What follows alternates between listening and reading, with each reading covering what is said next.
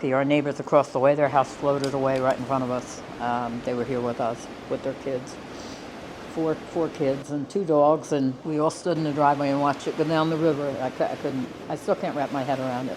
It was a cabin just like this, a log home. And I mean, it didn't break apart, it just floated down the river. And I was, I just stood staring, and I couldn't comprehend it, because we've been here 25 years and we've seen the water come up plenty of times, but never did I ever think that any houses would be at risk, unless they were almost in the river to begin with, which it wasn't. So and then the next house down, the woman there, she's an older woman with a lot of disabilities, and her house completely washed away. She was just laying there on the cement slab for 2 days before they could get to her. I mean, she couldn't, nobody could get to the other side of the river to get her. She had no water, she had no clothes, she had nothing.